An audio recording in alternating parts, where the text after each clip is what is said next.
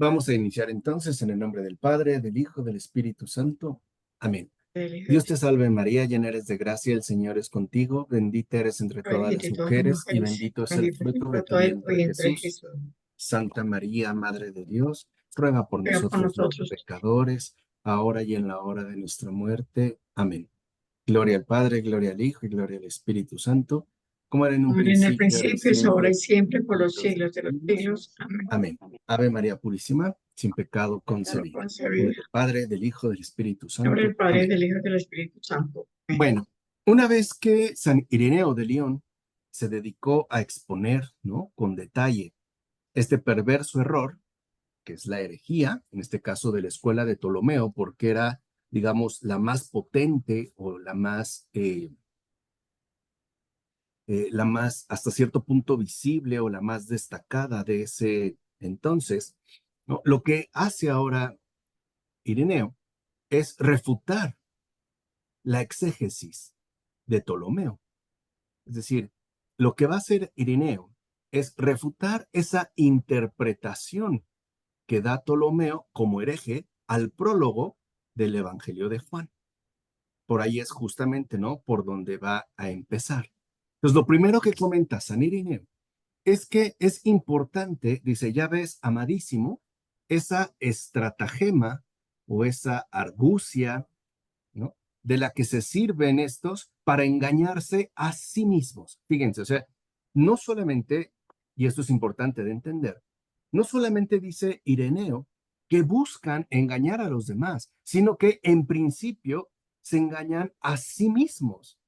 O sea, si el descuido de la verdad puede darse por negligencia, es decir, porque nos dejamos llevar por nuestras propias posturas, por nuestros propios posicionamientos, o también puede darse con algún otro afán, digamos, más malévolo. Por ejemplo, en principio, tratar de engañar a los demás. No obstante, Ireneo reconoce que estos se engañan a sí mismos, o sea, están convencidos de lo que están diciendo y que lo hacen a partir de tergiversar las escrituras. O sea, la escritura está dada, esto hay que entender, ¿no? La escritura es revelación.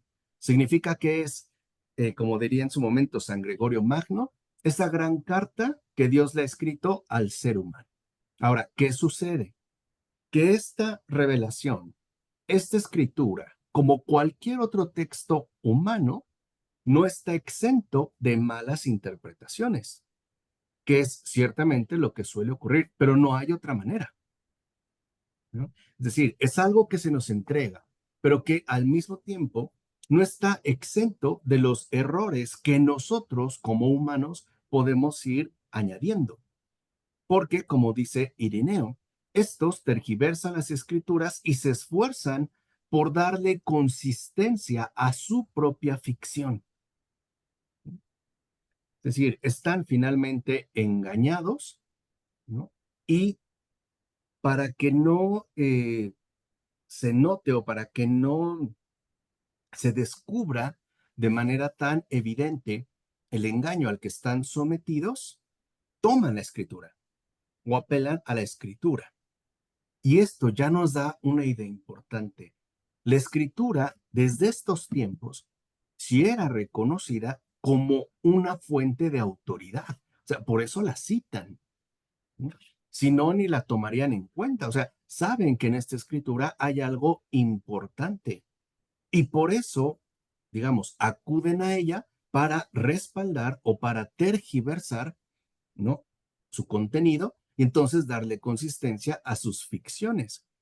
Y añade San Ireneo, por eso mismo te he ofrecido sus propios artificios y expresiones para que a través de ellas comprendas la maldad de su argucia y sobre todo la perversidad de su error. Entonces, aquí lo que también nos comenta Ireneo es que los errores que se suelen cometer sí tienen un alto grado de perversidad. O sea, descuidar la verdad es algo perverso. ¿Por qué es perverso? Por las consecuencias que de ahí se derivan, como lo estamos viendo precisamente en la clase anterior. ¿Qué es lo que hay que mostrar? O sea, en primer lugar, el hecho de que las teorías no son neutras y nunca son inofensivas. En segundo lugar, que cuando se desarrolla una teoría más o menos consistente, esta teoría, si está basada en el descuido de la verdad, en efecto va a desplegar toda una serie de perversidades que se irán, ¿no? Digamos, expandiendo poco a poco. Por eso, lo primero que hace Ireneo, dime, Elizabeth. Profesor, si Ptolomeo toma la Biblia y él sabe que la Biblia es una fuente de autoridad y se atreve a marcarle esa perversidad, ese, ese cambio, esa adulteración de lo que es la verdad, es porque él sabe que en el fondo la Biblia es la verdad y porque la Biblia, como usted lo dice, es fuente de la verdad. Él lo sabe en el fondo. Sí, sí lo sabe. La diferencia, hola Clara Basto, bienvenida, es que Ptolomeo, como todo hereje, no acepta lo que Dios dice, sino que se aferra a lo que él mismo afirma. Esa es, digamos, ¿no? La gran tragedia de todo hereje. O sea, para el hereje, lo importante no es lo que Dios ha dicho, es lo que él mismo sostiene. Por eso se va a dar esa rivalidad y se va a dar, digamos, como esta tensión entre lo que la escritura manifiesta y lo que el hereje, en todo caso, afirma. Por eso, Olivia, bienvenida, buenas noches, ¿cómo estás?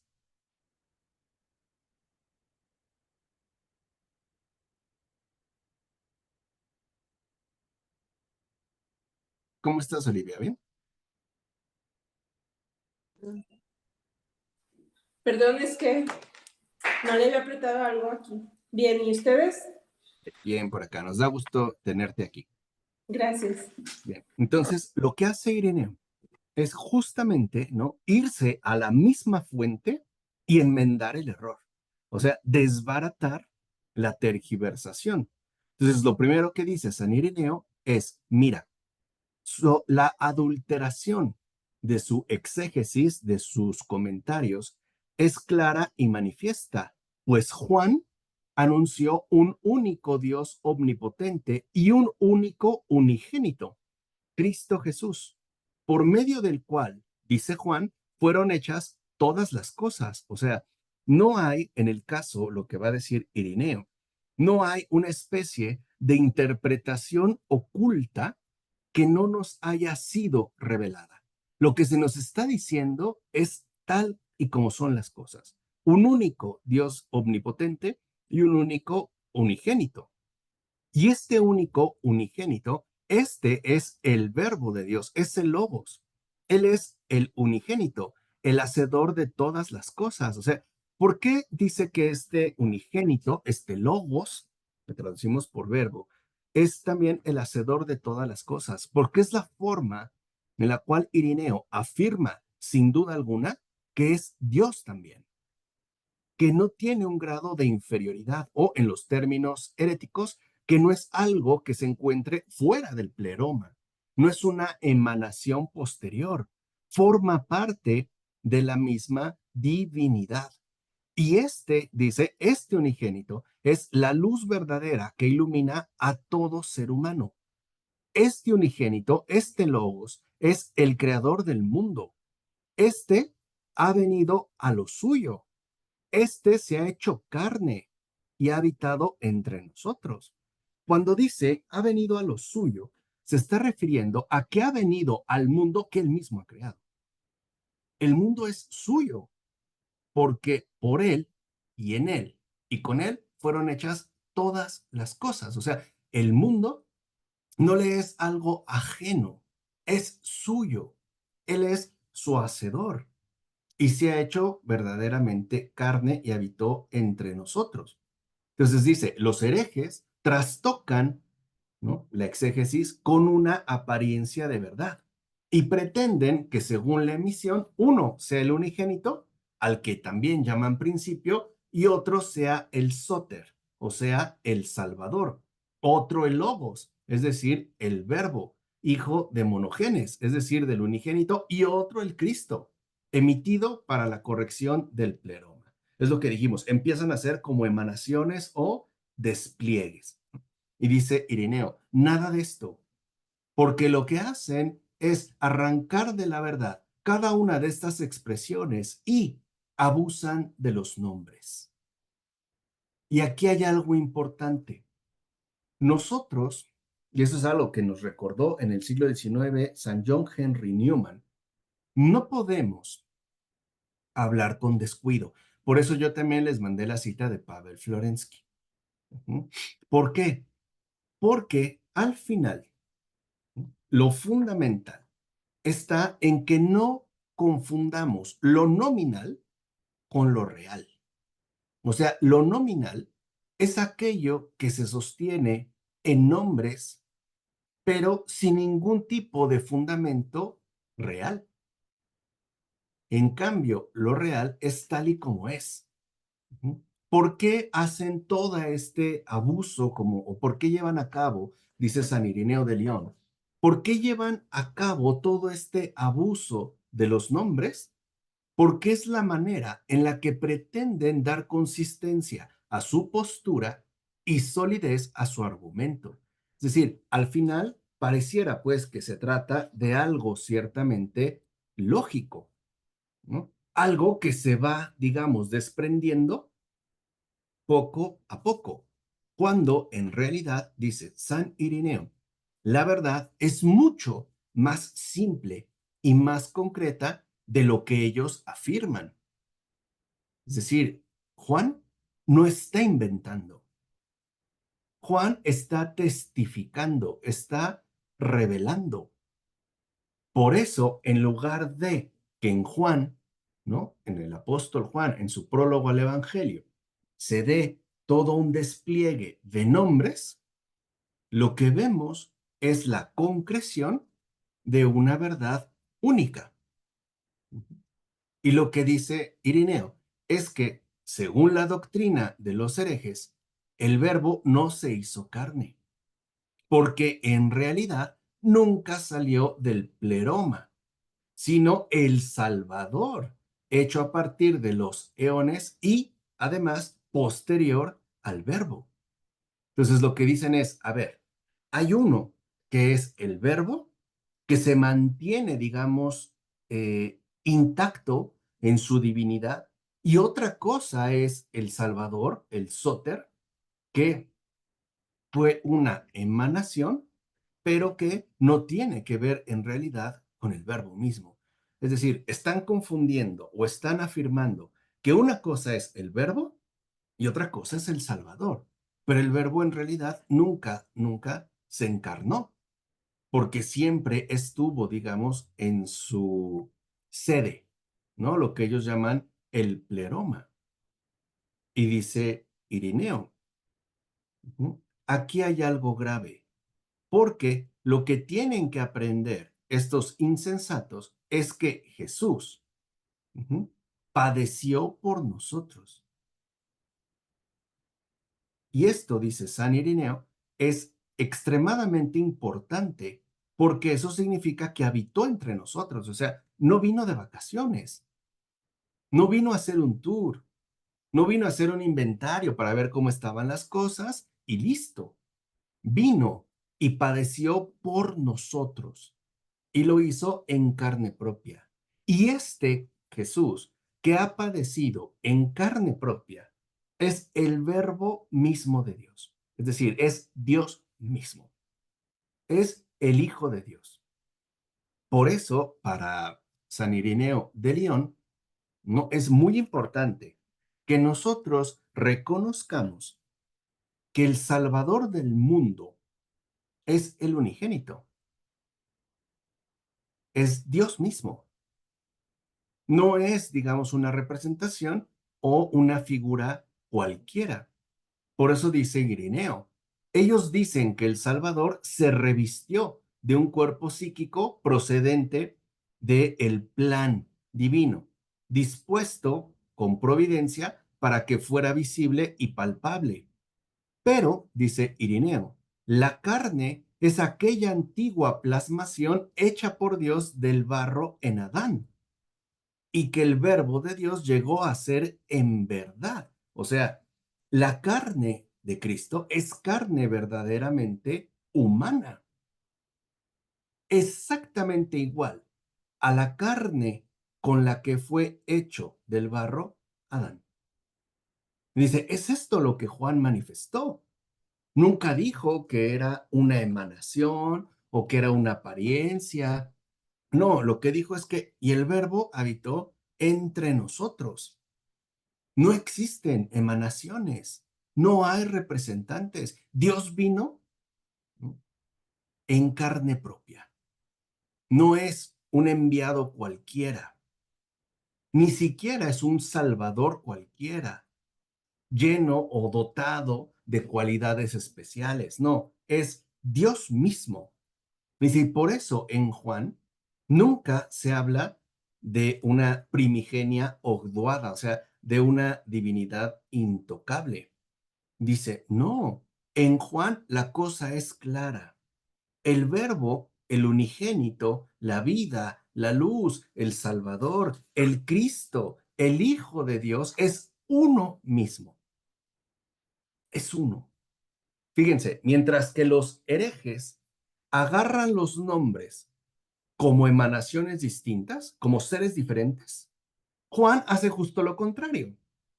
Habla de una misma persona de diversas maneras. ¿Por qué? Porque todo eso es y más. Es luz, es salvador, es verbo, es hijo de Dios. Y este, que ha venido a lo suyo, es decir, al mundo que ha creado, se encarnó por nosotros. Dime, Paola. Perdón por mi ignorancia, pero en ese tiempo, por ejemplo, cuando estaban más influenciados por todos estos dioses griegos y todo eso, porque hay cosas que no entiendo sobre esos dioses y todo, pero esos, o sea, si por ejemplo Zeus tenía un hijo, ese hijo era, supongo, mucho menor que Zeus y no, o sea, en poder y en todo. Entonces, si ellos tenían ese tipo de visión donde había como, no sé, dioses menores o no sé, por así, por eso era difícil para ellos entender que Cristo era el mismo Dios, o sea, que era uno, o sea, eh, digo, porque si cuando hablamos de herejes son cristianos que ya habían aceptado la palabra y después la desviaron, o de repente me confundo un poco en eso. Bueno, los herejes eran herejes con apariencia de cristianos. Lo que defendían los herejes, y lo siguen defendiendo, es que la escritura es una especie de código oculto y cifrado que solo unos pocos pueden tener acceso. Esa es, digamos, su postura. En segundo lugar, en el mundo pagano, las divinidades, al final, no tienen nada que ver con lo humano, aun cuando compartan muchas de sus debilidades, de sus locuras, etcétera. Porque para el pagano, lo divino es algo completamente, ¿cómo les diré?, ajeno a la realidad humana en cuanto tal. Entonces, para un pagano que tiene este marco intelectual, lo material es una degradación, es una kénesis, pero negativa, ¿no? O sea, se pasa de lo puro intelectual a la burda materia, que es un rebajamiento, una degradación, una ofensa.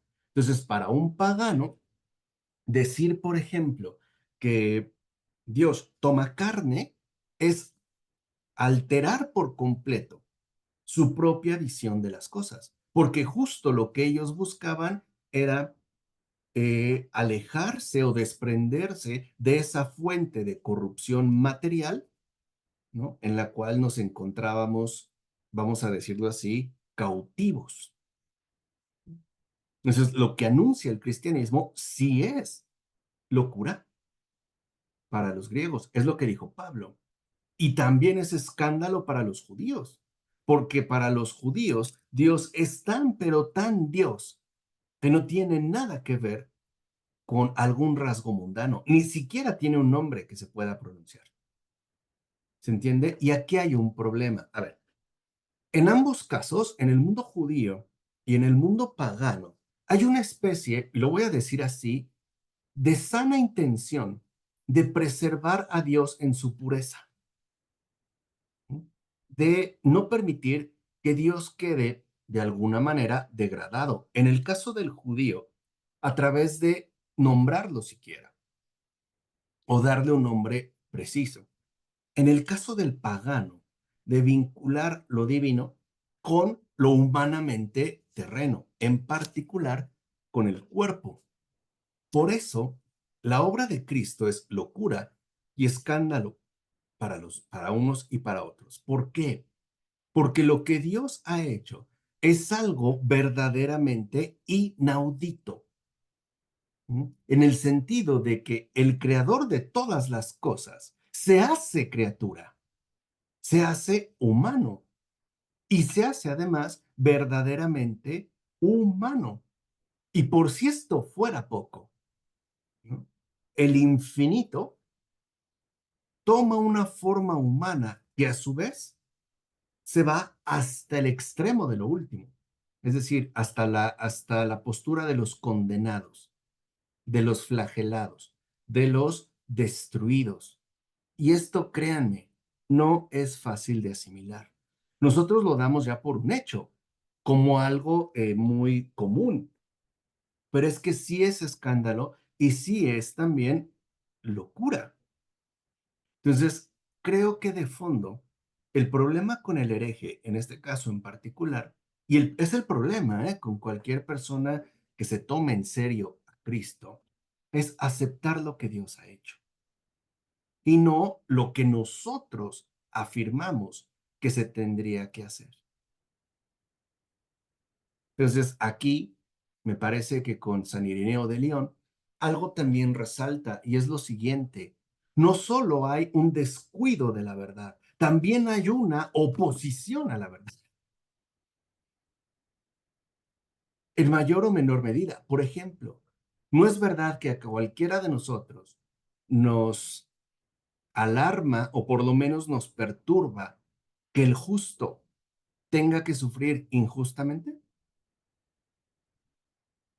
¿No nos sigue pareciendo un poco indigesto el sufrimiento? ¿No hay veces en las que sí llegamos a pensar, aunque sea en voz baja, que Dios es medio cruel o injusto? Incluso en mi propia vida. O sea, no tengo que apelar a otros ejemplos distantes. En mi propia experiencia de vida. Como que Dios es un hueso duro de roer, pues. Y esto es verdad. Entonces, no solo hay oposición a la verdad, también hay, no hay, perdón, no solo hay descuido de la verdad, también hay oposición a la verdad. Y esta oposición a la verdad, a mi entender, es justo la raíz más honda y profunda del pecado. Para mí eso es pecado original. Oposición a la verdad. Algo que no solo se confronta con la verdad, sino que la rechaza, le resulta algo en definitiva excesivo. Por ejemplo, tú te imaginas a Dios, lavándote los pies.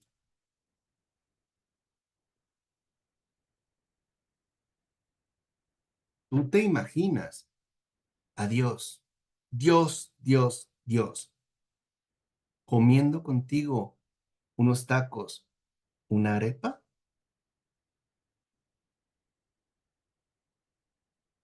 En serio, lo digo en serio. ¿Tú te imaginas a Dios, desfigurado por golpes, lleno de escupitajos, incluso de inmundicias? ¿Realmente? ¿Realmente? O sea, ¿realmente es algo que asimilas sin mayor problema. Entonces, a veces tenemos la tendencia a oponernos a la verdad porque nos desafía, o sea, nos muestra que nuestro entendimiento es limitado y nos invita a ir más allá de lo que nosotros mismos suponemos, incluso de lo que nosotros mismos concebimos. Y eso es lo que, por ejemplo, los herejes, en el caso de Ptolomeo, no están dispuestos. O sea, para ellos, lo que los deja tranquilos es su razonamiento. Exacto, Paola, ¿no? Si no te imaginas ni a tu ángel de la guarda, imagínate a Dios mismo. ¿Mm? Si eso es difícil. Ahora, estamos hablando de el Señor de la Gloria, el Rey del universo, el creador de todo. O sea, no es cualquier cosa. Entonces, aquí lo que vemos es que no solo hay, insisto, descuido de la verdad, también hay oposición a la verdad. Entonces, cuando los herejes no, no aceptan que la verdad les ilumine, no les queda otra más que construir una ficción intelectualmente elaborada, o sea, una doctrina. No obstante, dice Irineo, esta doctrina de los herejes es un sueño falso, es un error que deshonra las escrituras para que puedan mantener en pie su propia doctrina. Y esto creo que también es algo importante de destacar. ¿Por qué? Porque al final la cuestión con Dios no depende de nuestra capacidad intelectual, depende de la pureza del corazón. Eso es lo importante. O sea, saber que hay algo que me invita a abrirme a lo que yo mismo soy incapaz de concebir. Por ejemplo, Cristo no nos invita como tal a elaborar una doctrina, nos invita a comulgar con Él, lo cual cambia la cosa por completo. Ahora, también hay un rasgo humano que hay que destacar. Para nosotros, que tengamos algo claro al nivel del pensamiento, sí nos da cierta tranquilidad. Es decir, que tengamos algo intelectualmente claro, como que nos deja tranquilos. En cambio, cuando hay algo que intelectualmente no asimilo, me incomoda, porque es algo que no abarco, que no someto, que no domino. Y tengo dos opciones, o lo rechazo o lo modifico.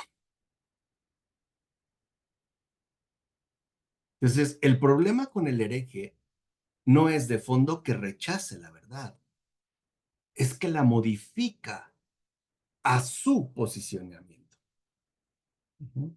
Es querer hacer de la verdad un constructo elaborado por cuenta propia. Por eso dice San Irineo, los herejes reúnen expresiones, se sacan nombres, ¿no? Aquí y por allá, les dan un sentido y además, como dice Irineo, les cambian el sentido y su significado natural por un significado antinatural.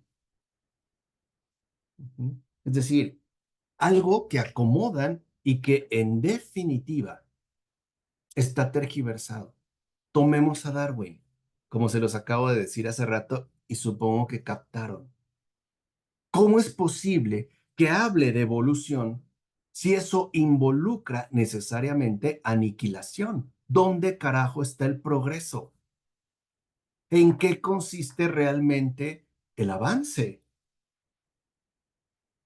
O sea, si decir que progresar es aniquilar a los débiles, acabar con los rezagados y entrar a formar parte de esta fuerza incontenible de supervivencia, ¿qué estoy diciendo? O sea, ¿qué estoy entendiendo entonces por evolución? Se supone que evolucionar es ir a mejor, ¿no?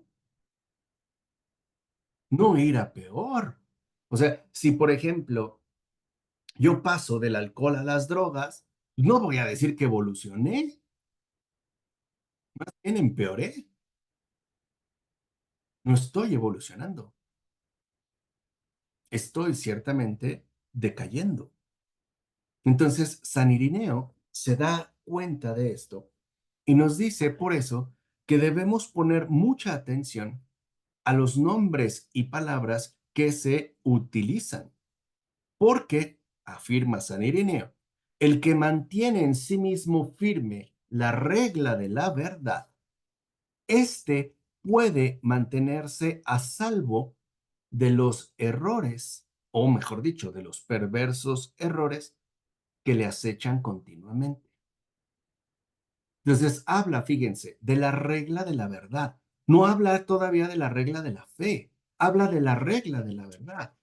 Y dice que recibimos por medio del bautismo. Es decir, hay una gracia que se nos concedió para poder reconocer y aceptar esta verdad, porque si no, humanamente es imposible. O sea, no es algo que nosotros podamos asimilar por cuenta propia o apelando a nuestros propios recursos. Entonces, lo que dice San Irineo de León, nosotros como bautizados hemos recibido de lo alto la regla de la verdad, o sea, la fidelidad a la verdad, que es precisamente lo que nos permite reconocer los nombres, las expresiones y parábolas que proceden de las escrituras, no sus adulteraciones. Entonces, lo que dice Ireneo es que entonces el hereje cae en ese error y muchos otros con él porque no mantiene en sí la regla de la verdad. Es decir, prefiere el error, prefiere el engaño, la mentira y la falsedad a aquello que en efecto se le ha concedido. Ahora, esto no se trata necesariamente de un trabajo intelectualmente elaborado. Se trata de la rectitud que hay en nuestro corazón. Pues lo que dice Ireneo es algo que hoy me parece a mí súper necesario. Dice, aquel que verdaderamente ha custodiado su bautismo, pues no se deja engañar por este tipo de falsedades y perversiones. Es más, dice Ireneo, quien restituya cada uno de los dichos a su orden y los ponga realmente en relación, fíjense su expresión, con el cuerpecillo de la verdad, entonces podrá poner al desnudo esa ficción y mostrará que carece de consistencia. Es decir, al final, pues no está basado justamente en esa regla de verdad que a nosotros mismos se nos ha concedido. Entonces, para Irineo, lo que finalmente importa no es tanto el despliegue de la herejía, vamos a decirlo así, no es tanto el despliegue del error, sino nuestra fidelidad a la regla de la verdad que se nos ha sido concedida por medio del bautismo. O sea que el bautismo no es una formalidad, es ya preanuncio o anticipo de salvación. Y no una salvación que se remite al momento inmediato, ¿no? Después de morir. Es la salvación que se nos concede de las tinieblas del error que despliega con intensidad, con fuerza, este mundo. Por eso el bautismo no es una formalidad, es ya una tabla de salvación, es un anticipo de salvación. Es algo que nos preserva de los errores que el mundo efectivamente transmite y propaga. O sea, al final, el bautismo no solo es como una señal o una marca que tengo para el último día, es la dotación necesaria para no sucumbir al error en este mundo. Entonces, esto es muy importante en San Irineo.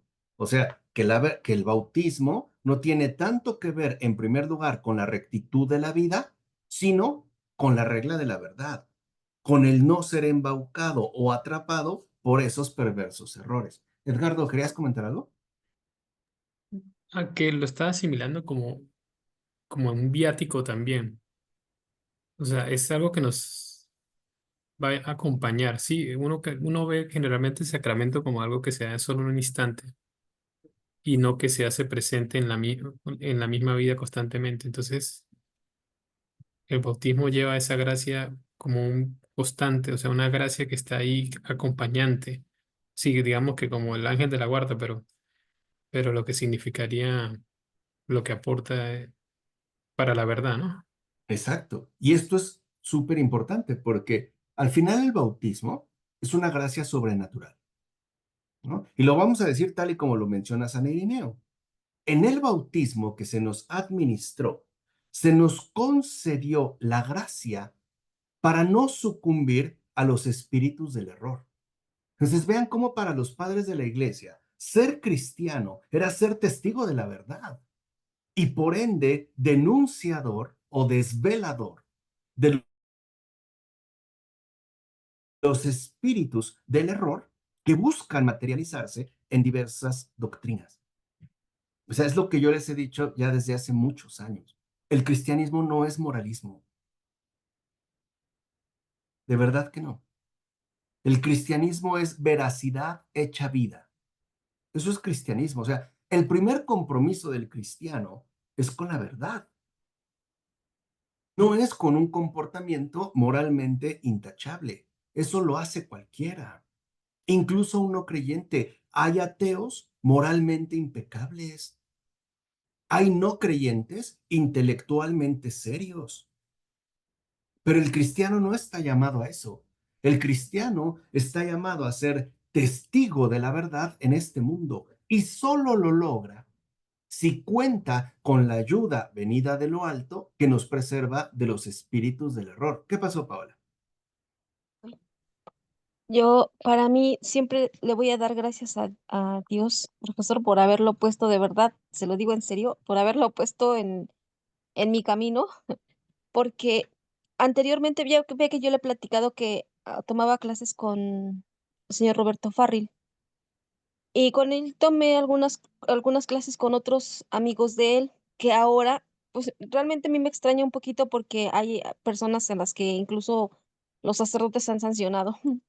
Entonces, por ejemplo, cuando había materias en las que pues uno, o sea, uno repasaba, yo decía, hoy no, es que la iglesia se va a poner horrible, o sea, y si no, yo sí pienso que si no lo hubiera encontrado usted, profesor, yo creo que ya a lo mejor hubiera tomado otro camino pensando que estaba bien tomando otro lado. Y ahorita, por ejemplo, a usted que dice que la iglesia no es moralismo, ahora me queda mucho más claro, pero antes no era así para mí. Y ahora, por ejemplo, que veo que, por ejemplo, un ejemplo, muñequito de anime que acaban de sacar del Vaticano, que hay tanta gente que está criticando eso y digo, o sea, para mí es absurdo estar criticando algo tan, no digo que sea banal, pienso que hay un trabajo detrás de eso, ¿no? Para querer llamar a los jóvenes y eso. Y ahora, por ejemplo, con tanta información que hay, que dicen, por ejemplo, del Papa, que el Papa dijo esto, que el Papa dijo lo otro, de verdad que si yo no lo tuviera usted, profesor, yo ya no sé qué hubiera sido de mí. De verdad le agradezco mucho y puedo ahora ya entender un poco más que realmente es eso, o sea, que nosotros tenemos la mente muchas veces muy cerrada al moralismo y no al cristianismo. Es verdad lo que Exactamente. usted dice. Sí, es Y le verdad. agradezco. Por eso muchos dicen, claro, o sea, si es moralismo, pues al final no necesito a Cristo, no necesito una iglesia, no necesito una vida sacramental, no necesito nada. Y tienen razón. Es como el Halloween, ¿no? Dice, el católico no celebra el Halloween. Ok, es verdad, no lo celebramos. Pero el católico sí se lo toma en serio. ¿En qué sentido? En que en efecto sí hay monstruos terroríficos, sí hay seres infernales, sí hay maldad, sí hay malos espíritus, y ahí se visualizan y que hay que tomarlos en serio, es otra cosa. O sea, pero yo no puedo decir que se trata nada más de algo irrelevante, no es cierto. O sea, me parece que si también el Halloween se lleva a cabo, es para que no olvidemos que sí hay un inframundo, o sea, que sí hay un mundo de tinieblas, que sí hay monstruos. O sea, y esto me parece que tendría que ser un recordatorio fundamental para nosotros como creyentes. Perdón, Edgardo, ¿querías decir algo? Sí, yo discutí eso con mi esposa también porque me recuerda cuando viene antes de Semana Santa, está Carnavales. Entonces, antes de Halloween viene después Navidad, o sea, viene Cristo. Y es como un recordatorio muy interior de la gente que sabe que hay algo malo, o sea, que sabe, se siente el pecado ahí caminando y se libera. Pero tampoco considero que hay que hacerle un énfasis porque nosotros tenemos también santos que han muerto de manera muy sangrienta y los celebramos. Entonces, ajá, hablamos de uno que le quitaron la piel, hablamos de otro que le cortaron la cabeza. Entonces, en cuanto a la muerte, nosotros también la vemos gráficamente que puede parecer algo fuerte y hasta morboso, ¿sabes? Sí, claro. Por ejemplo, ayer Halloween, hoy solemnidad de todos los santos. Yo lo que veo es que esta cercanía, muchos dicen, no, es que nos quieren desviar la atención, lo quieren eclipsar. Yo lo que veo es que por muy monstruosos que nos hayamos vuelto, podemos llegar a ser santos. O sea, para Dios no es problema. Hasta que caigamos en la cuenta de que esa monstruosidad asumida en términos de acciones, actitudes, comportamientos, lo que quieras, es un disfraz ridículo del cual el Señor nos quiere librar, pero que no hay, o sea, un impedimento para que la peor persona pueda convertirse y llegar a ser santo o llegar a ser santa, ya que se quite la ridiculez de su maquillaje, de su disfraz, ¿no? Y que se convierta en algo, pues, totalmente nuevo, es decir, que deje la farsa, que es precisamente lo que San Ireneo de León insiste. Él mismo dice, esta farsa, ¿no? Le falta un desenlace. Y para que te quede claro, ¿no? Tengo a bien presentarte y mostrarte en qué discrepan entre sí los padres de este cuento, de esta pantomima, ¿no? Como quienes proceden de diversos espíritus del error. Es decir, si el espíritu del error es el que está ahí presente, pues es imposible incluso que se puedan llegar a poner de acuerdo entre sí y empezarán a dar variaciones. Es lo que hemos visto con Lutero, por eso tanta secta. ¿Mm? Lutero inicia algo, Calvino dice sí, pero no. Después viene otro, después viene otro, después viene otro, y así sucesivamente. Es decir, ese es el fruto del espíritu del error. Es decir, no la comunión, sino la dispersión, la disgregación. Eso es lo diabólico. Es decir, acuérdense que diabolon significa partir y separar, como cuando se corta un pastel en rebanadas, empiezas, ¿no? A dispersar, a desperdigar, a romper la unidad. Por eso acuérdense cómo los padres anteriores tenían como prioridad la unidad de la fe, lo que llamaban la comunión de la fe. Ahora entendemos por qué. Entonces dice, cuando ellos, ¿no? Están sujetos al espíritu del error, pues se van enredando en una mentira entramada de la que poco a poco, digamos, se van, ¿no? Como extendiendo. ¿Qué es lo contrario, dirá San Ireneo de León, a la fe de la iglesia? Fíjense la comparación que hace. Dice, entre los herejes no se ponen de acuerdo. Uno dice que sí, esto, otro dirá que no, aquello, tal. En cambio, la iglesia, aunque está diseminada por todo el orbe hasta los confines de la tierra, recibió de los apóstoles y de sus discípulos la fe. Es decir, ¿qué recibió? La fe en un único Dios Padre Todopoderoso, que hizo el cielo, la tierra, el mar y todo cuanto hay en ellos, y en un único Cristo Jesús, el Hijo de Dios. encarnado por nuestra salvación, y en el Espíritu Santo, que anunció por medio de los profetas las economías, o sea, los planes de salvación de Dios. Anunció la venida, la generación de la Virgen, la pasión, la resurrección de los muertos, la ascensión en carne a los cielos del amado Jesucristo, nuestro Señor, así como su venida de los cielos en la gloria del Padre para recapitular todas las cosas y resucitar toda carne del género humano. De modo que ante Jesucristo nuestro Señor, Dios, Salvador y Rey, conforme al beneplácito del Padre invisible, se doble toda rodilla de los seres celestes, terrestres, infernales, y toda la lengua lo confiese. Lleve a cabo en todos el juicio justo. Envíe al fuego eterno a los espíritus de la maldad, a los ángeles que transgredieron y se hicieron apóstatas, y a los hombres impíos, injustos, inicuos y blasfemos. Pero a los justos, a los ecuánimes, a los que han guardado sus mandamientos y a los que han perseverado en su amor, ya desde el principio, ya después de la conversión, les da la vida, les regala la incorrupción y los reviste de gloria eterna. Es decir, esta es la fe de la iglesia. O sea, se trata de una verdad conjunta. Eso es lo que confesamos. Si alguien altera alguna de estas partes, atenta contra la verdad. Ahora, la referencia de San Irineo es clara. Esta fe de la iglesia la hemos recibido de los apóstoles y de sus discípulos, lo que conocemos como tradición apostólica.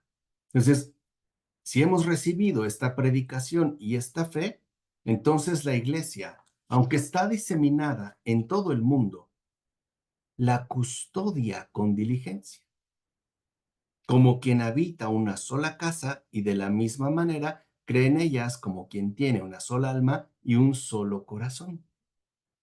Entonces lo que dice es que en el caso nuestro, lo que importa no es la distancia geográfica, ¿no?, en la que podemos estar inmersos.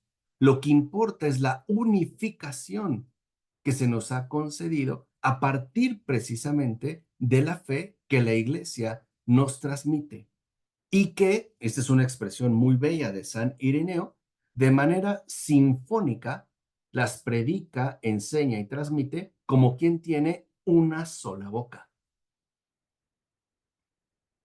Es decir, ¿por qué de manera sinfónica? Porque sabemos que en una sinfonía son varios los instrumentos que intervienen. Esto lo sabe mucho mejor Olivia, ¿no?, que es pianista, que nosotros.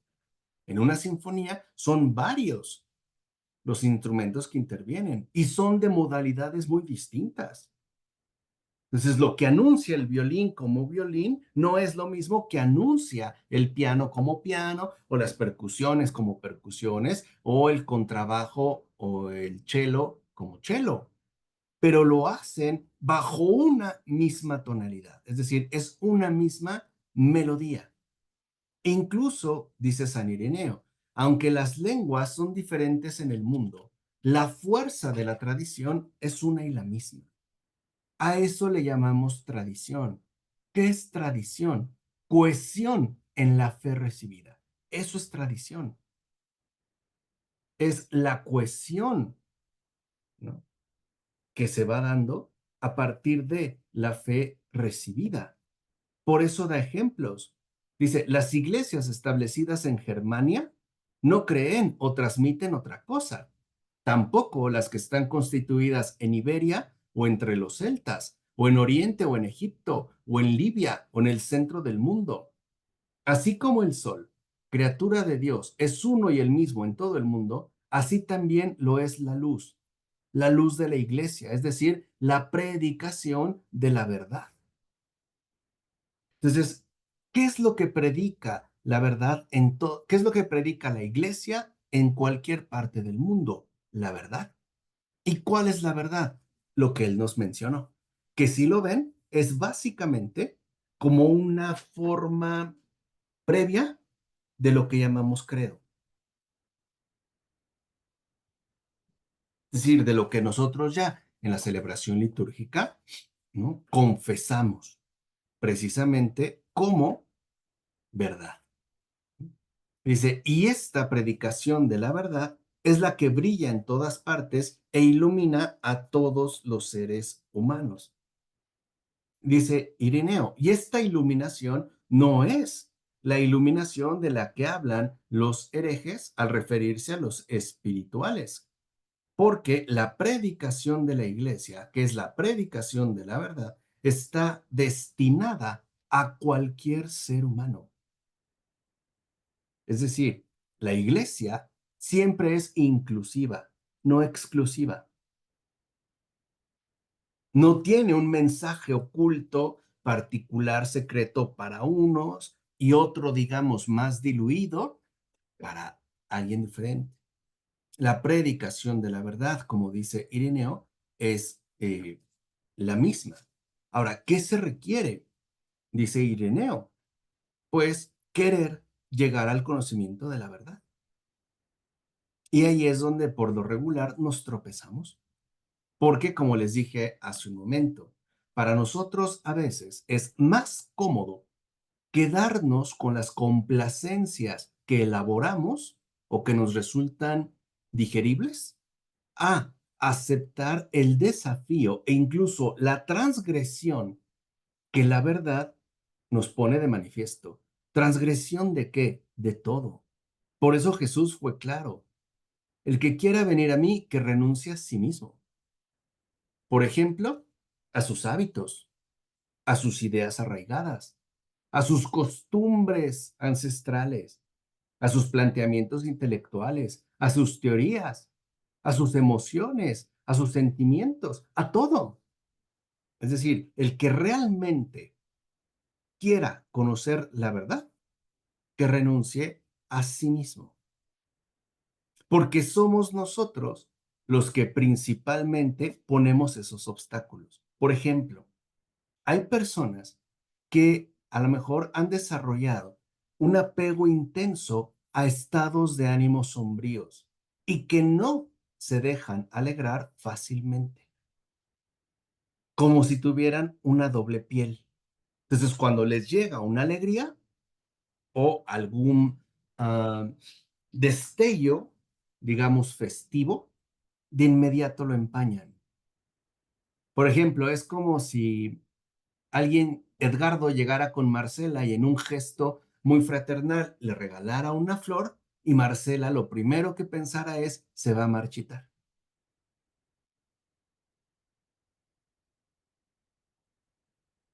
¿Entiendes? O sea, entonces a eso también hay que renunciar. O sea, a nuestros propios posicionamientos. Hay personas que a lo mejor no se dejan llevar a estados sombríos, pero sí, por ejemplo, a estados catastróficos, donde ante cualquier evento, ¿no?, proyectan un panorama terriblemente espantoso, ¿no? Y a veces tampoco queremos renunciar a ello.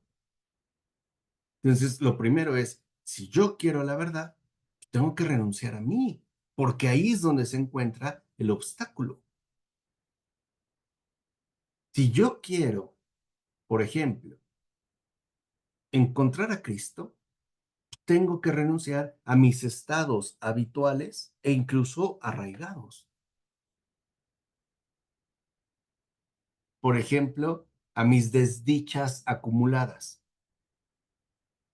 a mis ilusiones defraudadas, a mis sueños rotos, a todo eso. No es fácil. ¿Por qué no es fácil? Porque es algo que nos resulta extremadamente familiar. Es algo con lo que he estado en contacto, digamos, toda mi vida. Entonces, cuando nosotros realmente aceptamos dar ese paso hacia el conocimiento de la verdad, entonces lo primero que reconocemos es que la verdad no es algo que yo invento o algo que yo descubro, es algo que yo recibí y se me transmitió. por medio de la predicación de la iglesia. Entonces dice San Ireneo, entre los que presiden las iglesias, el que sobresale por la palabra no dirá una cosa distinta a estas, porque nadie está por encima del maestro. Y incluso el que es pobre de palabra, no por eso va a disminuir la tradición, porque la fe es una y la misma. Ni el que dice mucho la amplía, ni el que dice poco la reduce, porque formamos parte de una misma, ¿no?, unidad. Es decir, lo que después ya se va a elaborar o se va a exponer en términos de cuerpo de Cristo. Entonces, un problema que tenemos es que estamos mal acostumbrados a que cada quien vaya por su lado, a que cada quien se deje llevar por sus pensamientos, por sus emociones, por sus gustos, por sus deseos, ¿no? Incluso por aquello que le agrada o bien le desagrada.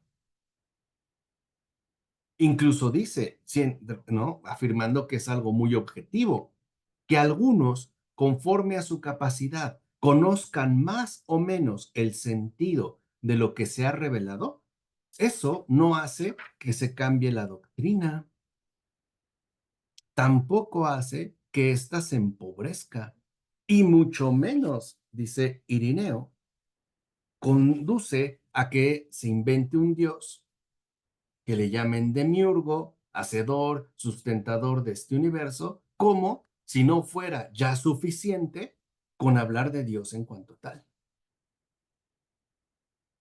O sea, ¿para qué le añades más cosas si de por sí ya lo que se te ha revelado, que hay un solo Dios, es extremo, ¿no?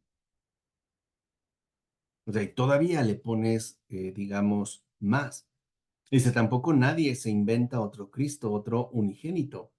Más bien, ¿no?, se consigue, cuando se explica todo lo que se ha dicho en parábolas, lo que se consigue es que se concilie lo dicho con la doctrina de la verdad.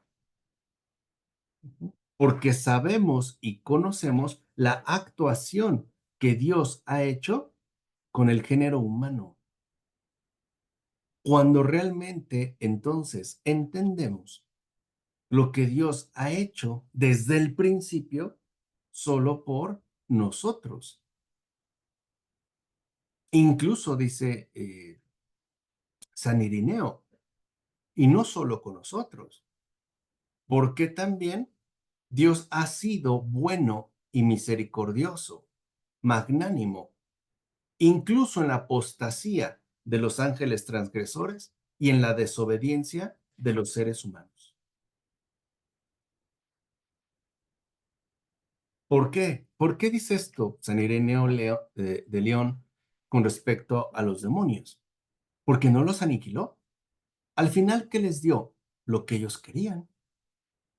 ¿Qué querían? El vivir sin Dios. Se los concedió. No es algo impuesto, es algo dado. Eso quisieron, eso tuvieron. Y pudieron haber escogido. Ahora podemos decir, ¿Dios los castigó? No, ellos se castigaron a sí mismos. Y en su bondad, Dios se lo dio. Dice, por eso nosotros sabemos que el único y mismo Dios es el que hizo unas realidades temporales, otras eternas, unas celestes, otras terrenas. Comprendemos por qué Dios, a pesar de ser invisible, se aparece a los profetas y no con una sola forma, sino de formas distintas. Cuando sabemos que por qué ha entregado muchas alianzas al género humano y cuál es, digamos, la importancia de cada una de estas.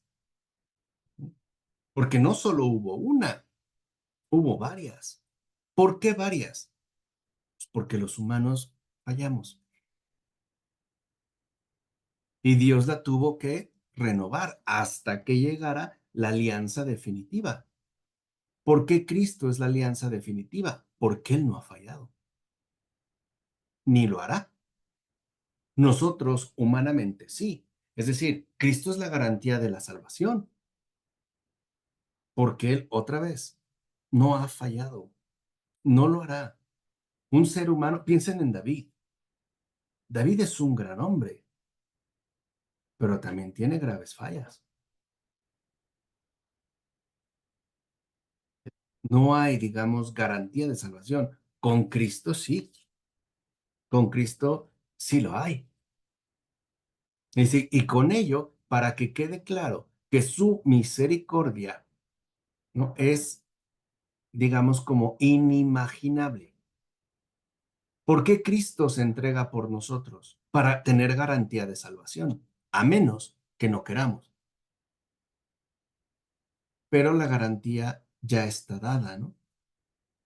Dice, por eso se nos ha dado a conocer que el Verbo de Dios se hizo carne y que efectivamente padeció. Sabemos que la venida del Hijo de Dios tuvo lugar en los últimos tiempos. Es decir, apareció al final. ¿Por qué apareció al final y no al principio? Cuando se relee lo que hay en las Escrituras sobre el fin y las realidades futuras, no se guarda silencio. ¿Por qué Dios hizo que los pueblos sin esperanza llegaran a ser coherederos, concorpóreos, partícipes de las realidades santas? Incluso, dice San Irineo, proclamamos, ¿no?, esto con la simpleza que trae consigo la regla de la verdad. O sea, sin distorsiones. ¿Cómo es?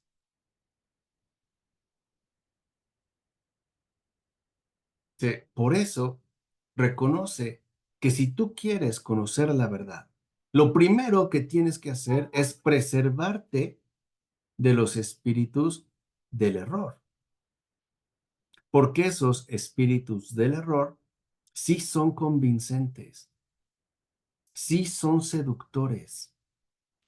En pocas palabras, sí atrapan.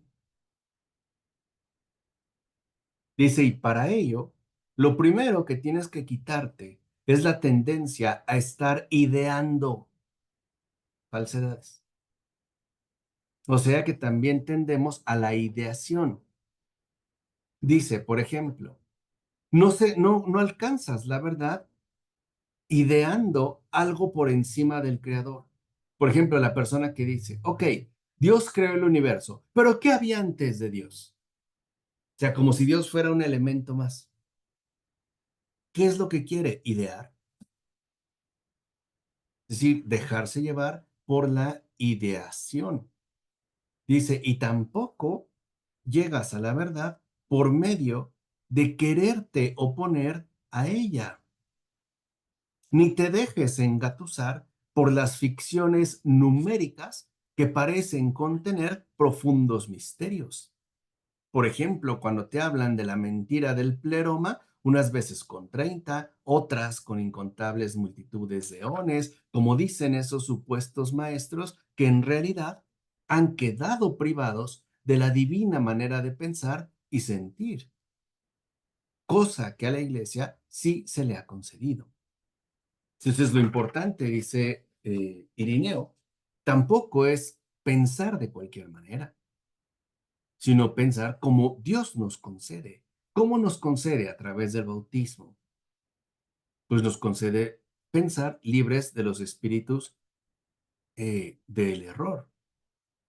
Incluso dirá San Irineo, y ya con eso terminamos el día de hoy, que los propios herejes ni siquiera logran llegar a un acuerdo unánime. Se dispersan, se contradicen, ¿no?, se combaten. Incluso va a decir, estos herejes no dicen lo mismo a propósito de las mismas realidades, incluso afirmarán cosas contrarias, y ya no solo en lo tocante a los nombres, sino también en lo referente a las realidades.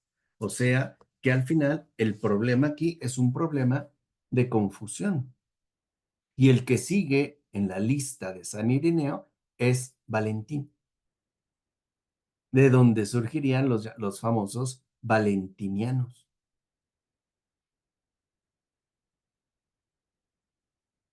que va a ser también una herejía potente en esos tiempos. Entonces dice, bueno, para que te des cuenta, ¿no? Ahora veremos a Valentín, pero eso lo veremos el próximo viernes.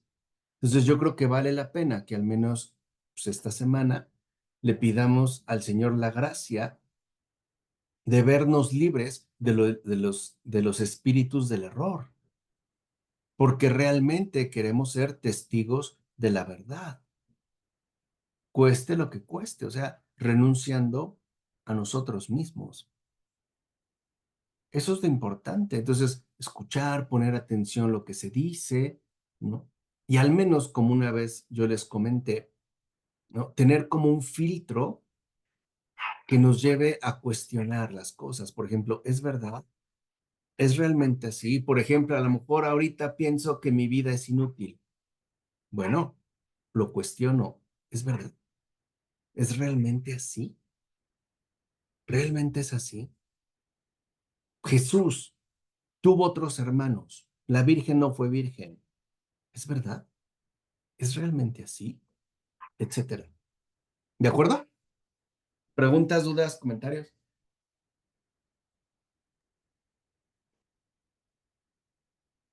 Elizabeth. Profesor, una persona adulta que no haya sido bautizada puede estar más expuesto al espíritu del error.